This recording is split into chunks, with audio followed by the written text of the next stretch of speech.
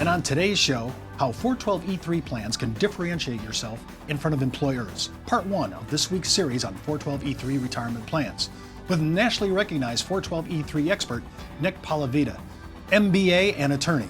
Hi everyone, I'm Steve Savant, syndicated financial columnist and contributing author to Backroom Technician. Let's get down to business. Well, welcome to the show, Nick. Hey, welcome, Steve. It's good to be in the land of the sun and fun here. Well, not only are you in the land of the sun, but even though this has been now about a month after the Super Bowl, I'm sure coming from Seattle, you're still in the glow. Yes, we're always in the glow there. And I just want you to know that some of our side panels of our show are kind of reminiscent of the Seattle green. It is the Seattle Seahawks, yes. Yes, right. I noticed that. I just wanted to give you the kudos for that.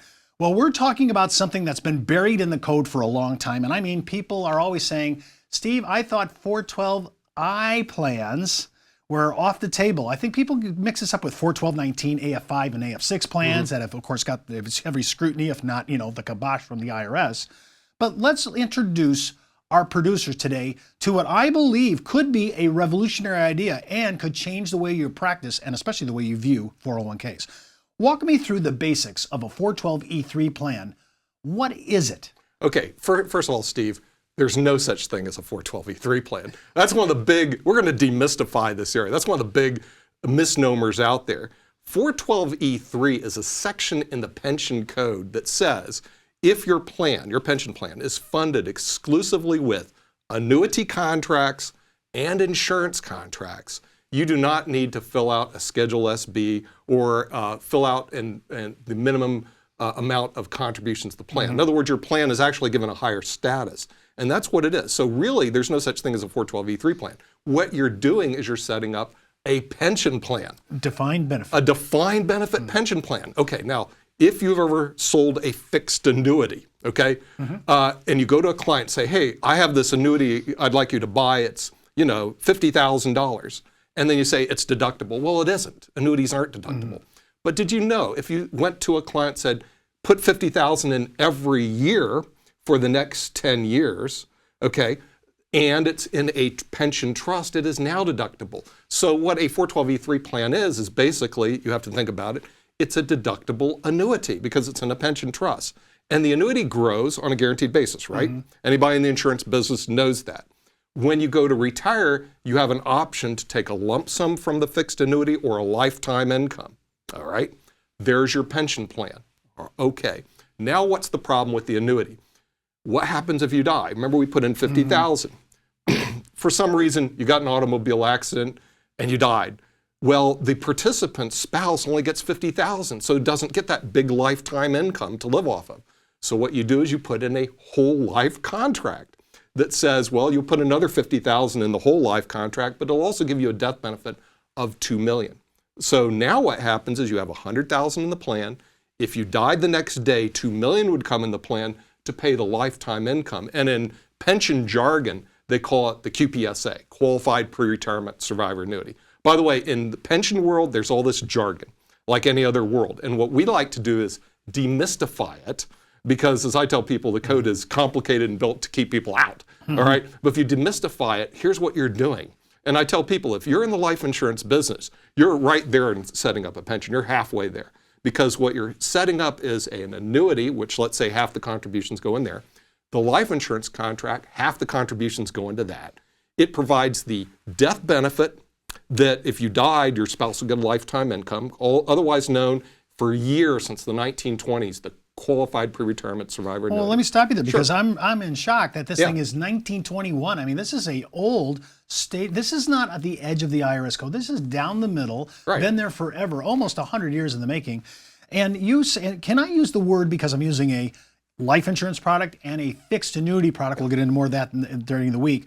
Right. Is this a fully insured plan? Is that phrase allowable or not allowable? It is allowable. As a matter of fact, another name for a 412(e)(3 defined benefit pension plan is a fully insured defined benefit pension plan. They're the same thing. And you're right.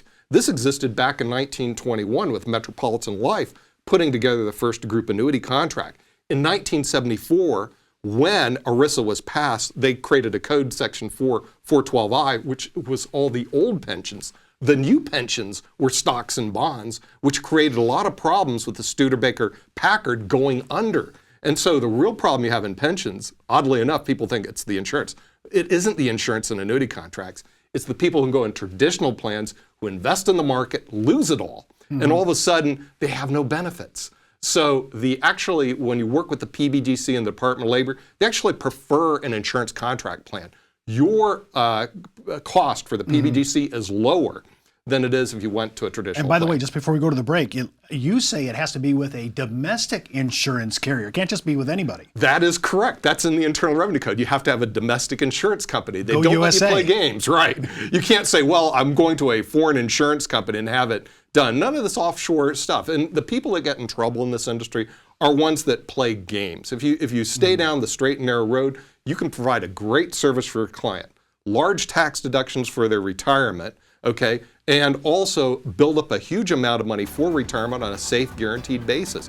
It's a good plan for the client. But when you start playing games with this, that's when we see people getting into trouble.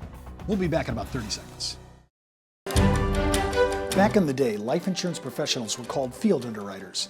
Then, carriers trained their field force in the basics of life insurance underwriting. Today, the insurance industry doesn't educate the agent population as they once did. But now you can have the Informed Risk Guide at your fingertips so you can illustrate a reasonable rate class for your life insurance prospects. Just request your copy of the Informed Risk Guide at downtobusiness.ashbrokerage.com. It's free from Ash Brokerage, the practice enhancement company. I want to continue in our second segment, and before I do, I'm going to bring out this anthology of yours. Oh my goodness. Look how thick this is. This is your book that you do, and you just came back from practicing in front of the Supreme Court of the United States. That is correct. I'm licensed before the Supreme Court. Yes. Nick, this is a mammoth. If I ever had insomnia, this is where I'd go. That is correct. Tell me a little about the book, and then we'll get back into the segment. The book is actually sold on Amazon.com, and also it's used at the graduate tax program at Northeastern University, where I teach the graduate tax program in the area of retirement plan. So we use it as the retirement planning book for the graduate tax program. It's sold on Amazon.com. And also it's a great reference book for the people that are seriously into pensions, which really are about 4,000 people in the United States, the enrolled actuaries. So it's really a smaller group than we think. It's a very small group. As a matter of fact, I tell people 15,000 people, which are on benefitslink.com, really manage 18.7 trillion in assets.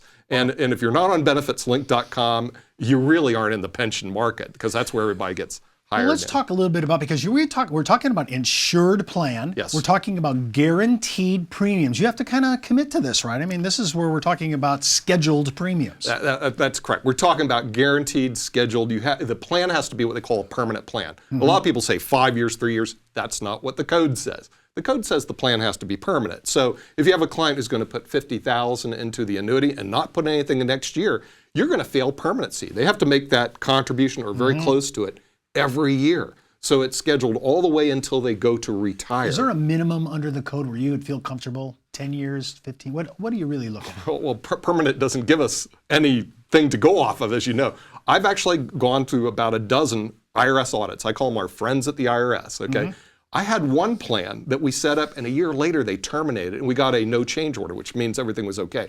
But I can tell you that's not okay. We spent 3 years with the service trying to argue change in economic circumstances, and they gave us a blessing. We're figuring at least 3 to 5 years, and you're probably minimum, and then you're probably permanent, correct? Well, there's 4 types of these plans, or basic iterations of these contracts? That is correct. Well, there's 4 types of defined benefit plans that are out there in the market. One is the DBK, and that's a new one that came out in the Pension Protection Act of 2006, and it was finalized in 2007. They do this in the code a lot. They'll say, we're going to create this now, and then it's going to exist 4 years. We're going to exist 4 years in the future. It is not popular. I tell people, don't even worry about it. There's hardly any in the market. Then there's the cash balance plan, and that's for the big companies. That seems to be hugely popular right now. It's hugely popular, but mainly for large plans. You have to differentiate the market. Large plans are people that have more than 100 participants in the plan. They require ERISA audits by a CPA. Small plan market is less than 100, and that's in the Internal Revenue Code, so we know what's small, what's large, okay? And in the small plan market, cash balance plans aren't as popular as they are in the large market. And the reason they use cash balance is mainly they don't have to they only have to give the participant the value of the account. They don't have to give them a lifetime income based on their salary. So people can, at least the large administrators, can know what liability they have. So that's very popular. And traditional, which has been around for years, it really is a 412(e)(3) plan funded with stocks and bonds. I mean, so that's basically a traditional. And those are the four types. And the insurance contract plans that we're talking about, and the name of it's 412(e)(3. Prior name was 412(i). Right. Okay. These plans are really built for the small market, and we call the micro market, where people are contributing $50,000 to $1 million a year. So if you're in that frame, $50,000 to $1 million, you probably belong in a 412(e)(3 as opposed to a traditional or cash balance, which is a little more expensive to administer and it's more expensive to maintain. Well, I've noticed that this traditional version of this seems to be waning a bit too. Well, the traditional may be winning now, but see, here's the problem, which I try to tell people on traditional. Let's say you put, and we've had clients do this, you put $100,000 in the plan. You're going to commit that every year. But what happened, the market backed off 37% in 1 year, it just went down, and your plan went down. You get a form from the service, it's a 5330, that says you have a penalty. You lost $37,000. I had a client that got this penalty. Your plan lost $37,000. Now you owe $37,000, and if you don't pay, they send you a tax bill for $37,000. In other words, there's no help from the IRS if you lose money in the plan. As a matter of fact, just as you're doing poorly, you get punished. Now, during that time, because we had managed about 400 plans during the time, the market did go down. We only had 2 in the traditional, and they both got penalties for $34,000, one for $250,000. So I can see how they were pulling away from issues like that because there's a better way to do this now. Yeah, see, in the insurance contract plan, you never have those losses. Okay, see, right, exactly. And if you look at the pension market, what is the biggest problem in state and local governments? Underfunding. They don't have enough money in the plan.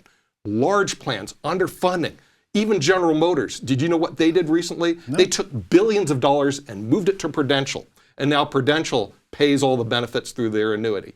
So what you're seeing, even in the large plan market, they don't want the liability because a pension is not your 401k.